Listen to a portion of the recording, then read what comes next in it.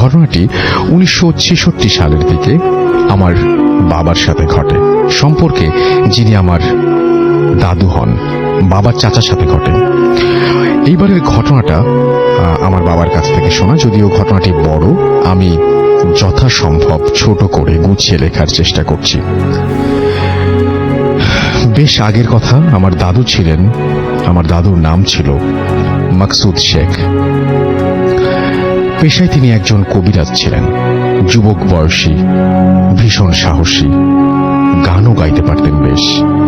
গ্রামের গানের আসর প্রতি বছরই তিনি সেখানে গান গাইতেন। সবুজ গ্রাম, মাঠের শেষ প্রান্তে ছিল দাদুর বাড়ি।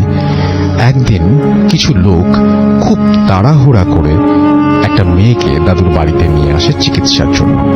দাদু বাড়িতে ছিলেন না, মেয়েটির আচরণ ছিল অস্বাভাবিক।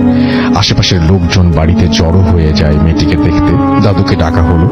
তিনি বাড়ি থেকে লোকসমাগম কমিয়ে দিলেন এবং মেয়েটির চিকিৎসা শুরু করলেন। কিন্তু মেয়েটার সেই বিভৎস আচরণ, মুখ থেকে জিহ্বা এক হাতের মতো বেরিয়ে বারবার মাটি স্পর্শ করছিল।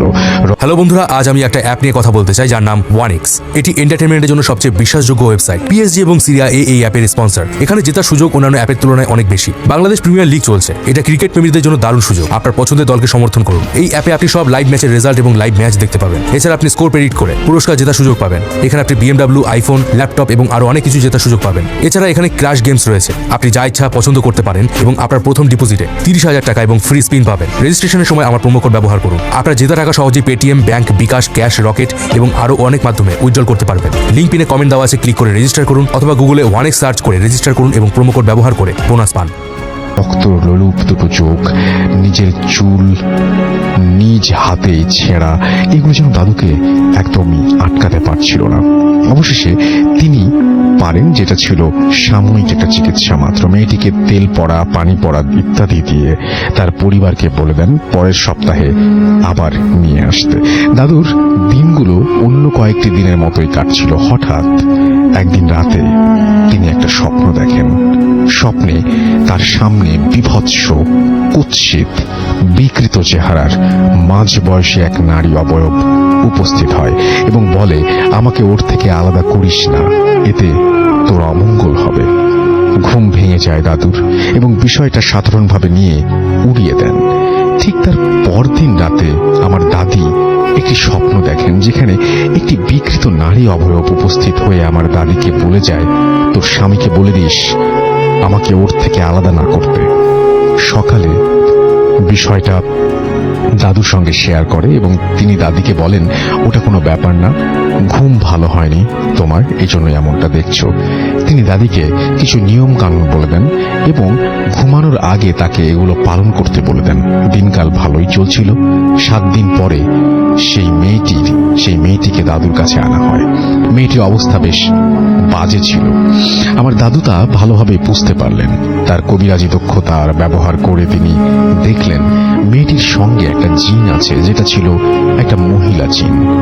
তার পরিবারকে কথাটা জানানো হলে তার দাদুর ওপর চিকিৎসার ভার দেন তারা। টুকটাক এইসব জানতেন দাদু।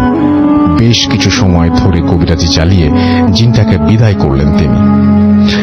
এবং কে জানতো যে বিদায় করা ওই জিনটি আমার দাদুর সংসার জীবন এক সময় কাল করে দিবে, কাল হয়ে আসবে।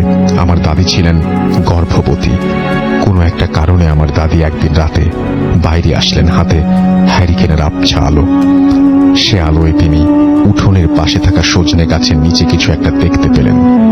গোয়ালের গরু টরু হতে পারে ভেবে তিনি একটু কাছে এগিয়ে দেখার চেষ্টা করলেন। কাছে গিয়ে তিনি যা দেখলেন এর পেছনে কোনো যুক্তি খাটে না। তিনি দেখলেন সজনে গাছের নিচে বসে আছে তার রাতের স্বপ্ন দেখা সেই বিভৎস নারীর অবয়বটি, যার গলায় ছিল লাল লাল গোল ছোপ, রক্তের মতো চোখ, এক দৃষ্টিতে তাকিয়ে আছে দাদির দিকে। এই দৃশ্য দেখে দাদি আর নিজেকে ঠিক রাখতে পারলেন না। চিৎকার দিয়ে জ্ঞান হারান তিনি। জ্ঞান ফিরলে তার সাথে ঘটে যাওয়া সবকিছু তিনি খুলে বলেন। পরদিন দাদু তার বাড়ি বন্ধ করে দেন। এরপর বেশ কিছুদিন তেমন কিছু আর হয়নি। একদিন রাতে দাদি পেটে খুব ব্যথা অনুভব করেন। প্রথমবারের মতন বাচ্চা প্রসব করেন তিনি। দাইমা বাচ্চা হাতে নিয়ে নিজেই অবাক। বাচ্চাটি ছিল মৃত এবং তার গলায় ছিল লাল লাল ছোপ, চোখ দুটো ছিল রক্তের মতো লাল, যেন দাদির সেই রাতে সজনে গাছের নিচে দেখা সেই নারী অবয়বের একটি মূর্তি। পরিবারের শোকের ছাপ, তাড়াতাড়ি দাফন কার্য শেষ করা হয় বাচ্চাটার। এই মর্মান্তিক ঘটনার পর 2-3 মাস সবকিছু স্বাভাবিক ছিল। একদিন পাশের গ্রামের একটা পালা গানের মঞ্চে ডাক পান দাদু। সময় মতো সেখানে উপস্থিত হন। অনুষ্ঠান শেষ করে মাঝরাতের দিকে বাড়ির উদ্দেশ্যে রওনা করলেন। কে জানতো ওই রাতে আশাতীত একটা ভয়ঙ্কর ঘটনা ঘটে যাবে তার সাথে। বাড়ি ফেরার পথ ছিল একটা নদীর রাস্তা ধরে ওই রাতে খেয়া ঘাটে পৌঁছালেন দাদু। একটা মাত্রই ডিঙি ঘাটে ছিল। নদী পার হলেন তিনি। নদীর অদূরে ছিল একটা শ্মশান ঘাট, যেটার সামনে থেকেই বাড়ি আসতে হতো। শ্মশান ঘাট পার হলেন। ঘুটঘুটে অন্ধকার, নিস্তব্ধতা বিরাজ করছিল চারিদিকে। হাতে 3 ব্যাটারির একটা টর্চ নিয়ে এগিয়ে যাচ্ছিলেন। হঠাৎ তিনি নাকে খুব বাজে একটা গন্ধ পেলেন এবং অনুভব করলেন তার পেছনে কেউ একজন আছে। হতে পারে গ্রামের অন্য কেউ, এটা ভেবে টর্চটা ঘুরিয়ে মারেন, কিন্তু কিছুই দেখতে পান না। তার মনের মধ্যে একটা কামড় দিয়ে উঠল। জলদি দোয়া পড়ে নিজের শরীরটা বন্ধ করে নেন এবং আবার বাড়ির পথে যাত্রা শুরু করেন। কিন্তু তার মধ্যে একটা অস্বস্তি কাজ করেই যাচ্ছিল। মাঠের শেষে ছিল কাঁঠালতলার সেই বিরাট বাগান।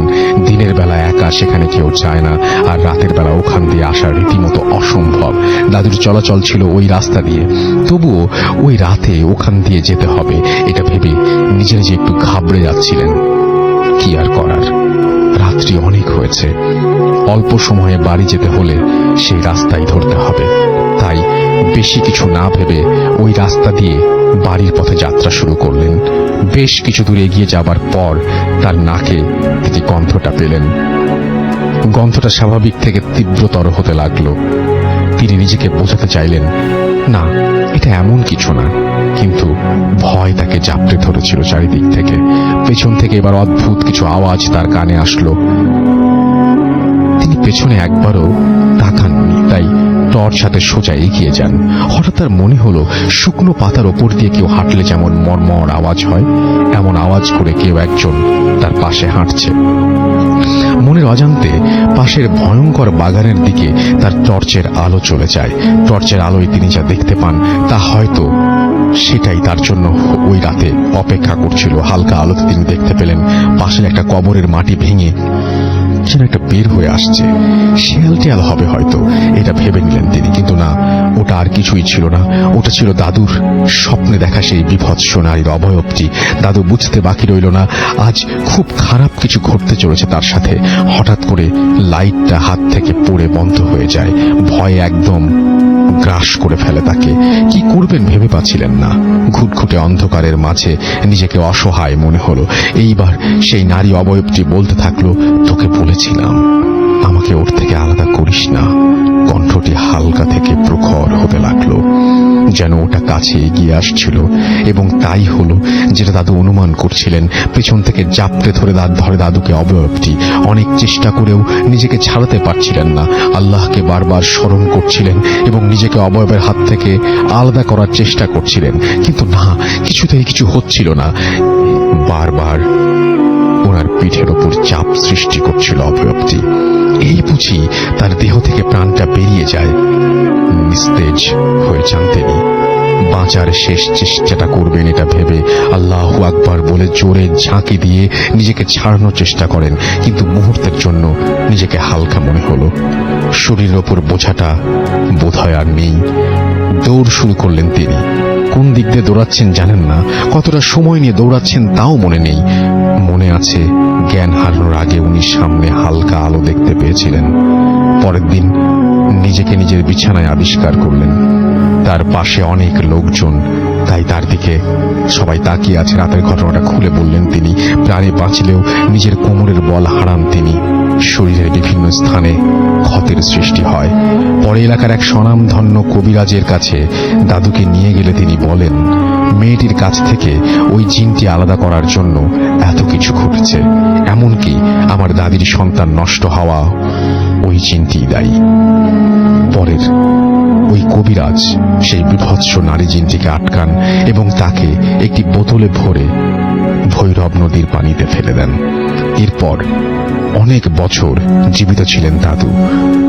জীবনে চলার পথে আর কখনো সোজা হয়ে দাঁড়াতে পারেননি। কোমরের ওপরের অংশ বাঁকা হয়েছিল তার। মাথার নিচের দিকে ঝুঁকে লাঠি ভর করে হাঁটতে হতো তাকে। এরপর তিনি অনেক বছর জীবিত ছিলেন। 4 সন্তানের বাবাও হয়েছিলেন। তার সাথে তার পরিবারের সাথে এমন আর কখনো হয়নি। এই ছিল ঘটনা। ধন্যবাদ আমার ঘটনাটি পড়ে শোনাবার জন্য। ধন্যবাদ সকল শ্রোতাদের ধৈর্য ধারণ করে ঘটনাটি শোনার জন্য। ভূত এফএম দীর্ঘজীবী হোক। এরপর তিনি তার নাম এবং ঠিকানা দিয়েছেন। থ্যাংক ইউ ভেরি মাচ এবং চমৎকার একটা ঘটনা আমাদেরকে উপহার দেওয়ার জন্য। আমরা চলে যাব আমাদের প্রথম অতিথির কাছে, আফরান ভাইয়ের কাছে। আসলে ভাই, আজকে যেই ঘটনাটা আমি শেয়ার করব সেটা খুলনার ঘটনা। আমি গত মাসে খুলনা গিয়েছিলাম। তো ওখানে যেহেতু ক্লাস নেওয়ার জন্য বাংলাদেশের বিভিন্ন জায়গায় যেতে হয়, তো খুলনাতে আমাদের রেডিও ফুর্তির কিছু শ্রোতা আছে আর কি। তো গেলেই ওরা আমার সাথে দেখা করে। তো এর মধ্যে একজন হচ্ছে সৈকত এবং রূপম। আমি রূপমের কাছ থেকে ঘটনাটি শুনেছি এবং রূপমের আত্মীয়ের সাথে ঘটে যাওয়া ঘটনা আর কি। ওকে। তো ঘটনাটির স্থান রাসেল ভাইয়া খুলনার বয়রা বাজার। বয়রা নামক একটা জায়গা আছে, যারা খুলনায় যারা থাকেন তারা সেই জায়গাটা সম্পর্কে পরিচিত অবশ্যই। তো ওই বয়রা বাজার থেকে একটু ভিতরে একটি জমিদার বাড়ি আছে। স্থানীয়রা সেটাকে মল্লিক বাড়ি হিসাবে চেনে। তো ওই বাড়িটার মানে আমি ওখানে যাই নাই, কিন্তু ওইখানে ও যেভাবে বলেছে, রূপম যেভাবে বলেছে সেভাবে আমি বর্ণনা করছি যে ওই বাড়িটার পাশে বিশাল বাগান রয়েছে। একটা সময় সেখানে অনেক কিছু ছিল। এই বাগানেও এখন তো খুব শুনশান নীরবতা থাকে। এই বাগান কেন্দ্রিক অসংখ্য ঘটনা রয়েছে আর কি। আর ওই বাড়িটা কেন্দ্রিক আছে রাসেল ভাই, সেই যে ঘটনাটা আমি শেয়ার করব এখন আর কি। তো যিনি মানে এই রূপমের যাদের সম্পর্কে বলেছেন তাদের মানে আত্মীয় আর কি, ভাই হয় সম্পর্কে। তো প্রথম যার সঙ্গে ঘটনাটা ঘটে, ওনারা 4 ভাই। একজনের নাম হচ্ছে মহসিন, যিনি সবচেয়ে বড়। মেজজনের নাম হচ্ছে মাসুম, সেজজনের নাম হলো মামুন, এবং সবার ছোট যিনি নাম হলো মোহাম্মদ আলী। 4 ভাই ওনারা। তো ফার্স্ট যিনি মহসিন, যার নাম ছিল, ওর বয়স তখন ছিল 27 কিংবা 28 বছর। ঘটনাটি শুরু কিন্তু 1996-97 সালের থেকে। 27 বা 28 বছর ওনার বয়স ছিল। হঠাৎ মানে এমনিতেও তো ওনাদের ওই জমিদার বাড়িতে বিভিন্ন ছোটখাটো সমস্যা দেখে ওনারা অভ্যস্ত ছিলেন। বিশেষ করে ওই বাগানের ওই সাইডটাতে মাঝে মাঝে রাতের বেলা অনেক আলো দেখতেন। ওরা দেখে আসলে ওনারা অভ্যস্ত ছিলেন। কিন্তু নতুন করে কিছু সমস্যার সূত্রপাত ঘটে। যেমন হঠাৎ রাতের বেলা ওনার মনে হতো ছাদের উপরে ওই যে আমরা যখন ওই যে বুলডোজার যেটা চলে রাস্তায়, অনেক সময় যে ভয়ঙ্কর শব্দ শুনি বুলডোজার চলে, মনে হতো মানে ছাদের উপর দিয়ে বুলডোজার চলছে, মানে এরকম শব্দ হতো এবং খুব ধূপধাপ শব্দ হতো। এই শব্দটা হওয়ার মোটামুটি 10 থেকে 15 মিনিটের মাঝখানে একটা বিরতি থাকতো এবং ওই যিনি বড় ভাই ছিলেন মহসিন ভাইয়ের ঘরের মধ্যে ধপ করে একটা শব্দ হতো। আচ্ছা। তো মনে হলো কেউ হয়তো বা কোনো কাঠের উপরে জোরে একটা শব্দ করেছে, এরকম মনে হতো। তো এটা হওয়ার পরেই মানে উনি খেয়াল করতেন যে ওনার ঘরের মধ্যে একজন মহিলা মানে এই মাথা থেকে ও মাথা হেঁটে মানে পায়চারি করছে আর কি, এরকম হাঁটাহাঁটি করে। উনি যতটুকু দেখতে পান। হ্যালো বন্ধুরা, আজ আমি একটা অ্যাপ নিয়ে কথা বলতে চাই যার নাম 1x। এটি এন্টারটেনমেন্টের জন্য সবচেয়ে বিশ্বাসযোগ্য ওয়েবসাইট। পিএসজি এবং সিরিয়া এই অ্যাপের স্পন্সর। এখানে জেতার সুযোগ অন্যান্য অ্যাপের তুলনায় অনেক বেশি। বাংলাদেশ প্রিমিয়ার লিগ চলছে, এটা ক্রিকেট প্রেমীদের জন্য দারুণ সুযোগ। আপনার পছন্দের দলকে সমর্থন করুন। এই অ্যাপে আপনি সব লাইভ ম্যাচের রেজাল্ট এবং লাইভ ম্যাচ দেখতে পাবেন। এছাড়া আপনি স্কোর প্রেডিক্ট করে পুরস্কার জেতার সুযোগ পাবেন। এখানে আপনি BMW, আইফোন, ল্যাপটপ এবং আরো অনেক কিছু জেতার সুযোগ পাবেন। এছাড়া এখানে ক্র্যাশ গেমস রয়েছে, আপনি যা ইচ্ছা পছন্দ করতে পারেন এবং আপনার প্রথম ডিপোজিটে 30,000 টাকা এবং ফ্রি স্পিন পাবেন। রেজিস্ট্রেশনের সময় আমার প্রোমো কোড ব্যবহার করুন। আপনার জেতা টাকা সহজেই পেটিএম, ব্যাংক, বিকাশ, ক্যাশ, রকেট এবং আরো অনেক মাধ্যমে উইথড্রল করতে পারবেন। লিংক পিনে কমেন্ট দেওয়া আছে, ক্লিক করে রেজিস্টার করুন অথবা গুগলে 1x সার্চ করে রেজিস্টার করুন এবং প্রোমো কোড ব্যবহার করে বোনাস পান। সেটা হচ্ছে মহিলার যে চুল, এটা চুলটা সামনের দিকে নিয়ে আসা, মানে চেহারা দেখা যায় না, অনেক বড় চুল, চেহারাটা ঢাকা থাকে। এইভাবে অনেকক্ষণ হাঁটাহাঁটি করার পর হঠাৎ এই মহিলাটি ওই মহসিন ভাইয়ের একদম মুখের কাছে এসে চলে আসে এবং ওইভাবে অনেকক্ষণ তাকিয়ে থাকে। তো উনি যখনই মানে ভয়ে উনি চোখ খুলতে পারেন না। এবং এই ঘটনাটা প্রথম দিন যখন ঘটে, ওনার তো মানে বুঝতেই পারছেন যে খুব ভয়ঙ্কর অবস্থা হয়ে যায়। উনি পরিবারের সাথে কথা বলেন যে এরকম উনি ঘটনা দেখেছেন। পরিবার থেকে প্রথম দিকে বলে এটা হয়তো বা মনের ভুল হতে পারে, এটা হয়তো বা তুমি দুঃস্বপ্ন দেখেছো, এরকম বলে আর কি। কিন্তু না, রাসেল ভাই প্রতিদিন এই ঘটনা ঘটতে থাকে। যখন এই ঘটনা প্রতিদিন ঘটতে থাকলো, তখন ওনারা স্থানীয় যত মানে কবিরাজ আছেন যারা এই রিলেটেড ট্রিটমেন্টগুলো করেন, প্যারানর্মাল এক্সপার্ট যারা আছেন, তাদেরকে ডেকে নিয়ে এই ট্রিটমেন্টগুলো করানোর চেষ্টা করে, কিন্তু ফলাফল আলটিমেটলি জিরো।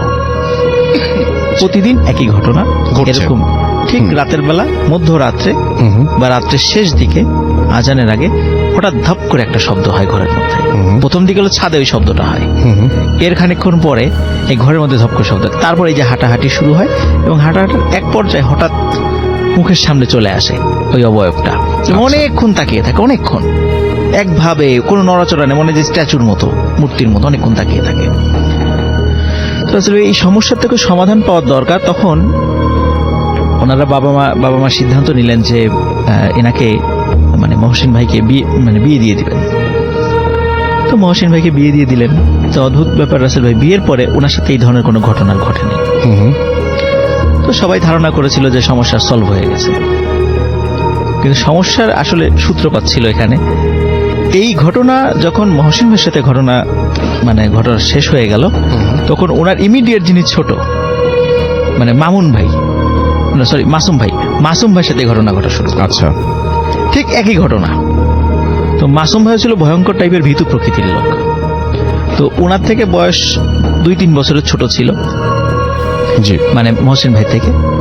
তখন এই একই ঘটনা ঘটছে এবং উনি আর এটা সহ্য করতে পারতেন না। মহসিন ভাই তো তাও কিছুদিন সহ্য করেছিলেন, উনি কিছুদিন সহ্য করতে, রাত্রেবেলা খুব চিৎকার চেঁচামেচি করতেন, খুবই মানে ওনার শারীরিক অবস্থাও খুব খারাপ হয়ে গেল, মানে খুবই বাজে অবস্থা। তখন পরিবার থেকে চিন্তা করলেন যে যেহেতু মহসিন ভাইকে বিয়ে দেওয়ার পরে সমস্যাটা হয় নাই, তাহলে ওনাকেও, যেহেতু বয়স ওনার থেকে 2-3 বছর কম, সুতরাং বিয়ে দেওয়া যাবে, তাকেও বিবাহ দিয়ে দেওয়া হয়। অদ্ভুত ব্যাপার আসলে বিয়ের পরে কিন্তু তার সাথে এই সমস্যাটা আর ঘটে নাই। আচ্ছা, সবাই চিন্তা করছে আচ্ছা ঠিক আছে, তাহলে সমস্যা হয়তো বা সমাধান হলো। কিন্তু রাসেল ভাই এই সমস্যাটা আবার পর্যায়ে ভর করে তার ঠিক ইমিডিয়েট ছোট চাই মামুন ভাইয়ের সাথে, তার সাথে একই ঘটনা। কিন্তু তারা যেহেতু মোটামুটি সর্বোচ্চ 2 বছরের বা সর্বোচ্চ 3 বছরের ব্যবধান ছিল তাদের বয়সের, তাকেও এই সমস্যা থেকে মানে যেহেতু দেখা গেল দুইজনের একইভাবে সমস্যার সমাধান হয়েছে, তো তাকেও বিয়ে দেওয়া হয় এবং তার সাথেও এই সমস্যাটা থাকে না। আচ্ছা, কিন্তু রাসেল ভাই এই 3 জনের যখন বিয়ে হয়, সবার যে ছোট ভাই তার বয়স ছিল 12 কি 13 বছর, তখন এর সাথে এই ঘটনা ঘটা শুরু করে। এখন স্বাভাবিকভাবে যেই প্রক্রিয়ায় 3 ভাইয়ের সমস্যাটা সমাধান হয়েছে, সে তো ছিলেন নাবালক ছেলে, তাকে তো বিবাহ দেওয়া যাচ্ছিল না। এখন প্রতিনিয়ত তার সাথেই ঘটনা ঘটা শুরু করেছে এবং অন্য 3 ভাইয়ের সাথে যে ঘটনাটা ঘটা শুরু করেছিল, এর বেলায় ঘটে তার উল্টাটা। এর কি হয়, যিনি মোহাম্মদ আলী ভাই, যিনি এখন হয়তো শুনছেন আজকের ঘটনা আর কি, তো উনি প্রথম দিকে যেহেতু বড় 3 ভাইয়ের সাথে ঘটনাটা ঘটছিল, উনি ছোট মানুষ ছিলেন, তো প্রথম দিকে চিন্তা করে ইস আমার সাথে যদি ঘটনাটা ঘটতো, উনি মানে এটা খুব এক্সাইটেড ছিলেন। আচ্ছা, তো সত্যি যখন ওনার সাথে ঘটনাটা ঘটা শুরু করলো, উনি কিন্তু রাসেল ভাই ভয় পান নাই। আচ্ছা, উনি একদম বিষয়টা স্বাভাবিকভাবে নিয়েছেন এবং শুধু তাই না, উনি রাতের বেলা মানে ওনার ভাষ্য অনুযায়ী উনি রাতের বেলা অপেক্ষা করতেন যে কখন ওই ধপ করে শব্দটা হবে, ঘরের মধ্যে আসবেন এবং হাঁটাহাঁটি করবে এবং তার দিকে তাকিয়ে থাকবে। আচ্ছা, কিন্তু ওই অন্ধকার ঘরে শুধু ডিম লাইট জ্বালানো থাকতো, তো ওই মহিলার চেহারাটা দেখতে পারতেন না। এইভাবে কিন্তু রাসেল ভাই বহু বছর কেটে যায় প্রতিদিন। তো তখন যে প্রবলেমটা হয় যে মাসুম ভাই মানে ওই মোহাম্মদ আলী ভাইয়ের সাথে ঘটনা ঘটে থাকে, যখন ওনার বিবাহের বয়স হয়ে যায়, তখন পরিবার থেকে বিবাহ দিতে চায়, কিন্তু উনি নিজেই আর বিয়ে করতে চায় না, যে না আমি বিয়ে করবো না, বিয়ে করলে হয়তো বা আমি এই দৃশ্যটা দেখতে পারবো না, এইভাবে প্রতিদিন আমার সাথে দেখা করে আমি এটাই করতে, মানে ওনার সাথে একটা ভালোবাসার সম্পর্ক হয়ে গেছে আর কি, এরকম একটা অবস্থা। তো একদিন রাসেল ভাই মোহাম্মদ আলী ভাই যেটা করে বসেন আর কি, মানে বেশি সাহস মানে দেখাতে গিয়ে যে ঝামেলাটা বাধায় ফেলেন, সেটা হলো ওই প্রতিনিয়ত যখন ওই কিছুক্ষণ হাঁটাহাঁটি করার পরে যখন একভাবে এসে তাকিয়ে থাকে, ওই দিন মোহাম্মদ আলী ভাই উনি চিন্তা করেছেন যে এর চেহারা তো আমি এত বছরে দেখলাম না, 10-12 বছর হয়ে গেল, আজ তো আমি তো চেহারা দেখলাম না, আজকে চেহারাটা আমি দেখবো, এর চেহারাটা কেমন। তখন যখনই ওই মুখটা সামনে নিয়ে এসেছে, আসার সাথে সাথে এই মোহাম্মদ আলী ভাই কি করেছে, উনি হাতটা বাড়িয়ে খপ করে তার চেহারায় হাত দিয়েছে, আচ্ছা, যে ভয়ঙ্কর ব্যাপার। চেহারাটা কেমন। হুম, এবং সে কথা বলেছে।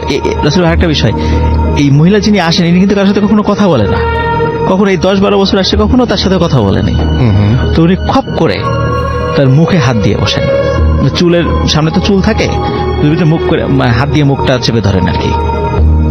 তো মোহাম্মদ আলী ভাইয়ের ভাষ্য অনুযায়ী উনি যখন মুখটা চেপে ধরেছেন তখন ওনার কাছে মনে হয়েছে যে 100 বছর উপরে যে বয়স্ক লোকের চামড়া যেভাবে ঝুলে পড়ে খসখসে হয়ে যায় ঠিক, এবং খুব শক্ত টাইপের একটা চেহারায় উনি হাত দিয়েছেন এরকম মনে হয়েছে। এবং যখন উনি হাত দিয়েছেন রাসেল ভাই, তখনই ওই ছায়ামূর্তিটি অদৃশ্য হয়ে যায়। আচ্ছা, অদৃশ্য হয়ে যাওয়ার পর এরপরে বেশ কিছুদিন ওই বাসায় আর এই ধরনের ঘটনা ঘটে না। কিন্তু মোহাম্মদ আলী ভাই উনি মন থেকে চাইতেন যে সে আবার আসুক, হুম, কিন্তু বেশ কিছুদিন যাবত সেটা আর আসে না। পরবর্তীতে আবার আসা শুরু করে, কিন্তু মোহাম্মদ আলী ভাই আর কখনো সাহস করে ওই কাজটা করেন নাই, স্বাভাবিকভাবে আসে। তখন পরিবার থেকে চিন্তা করলো যে একে বিয়ে দিয়ে দেওয়া হোক, যখন উনি পরিণত বয়স হয়েছে তো তাকেও বিয়ে দেওয়া হয়।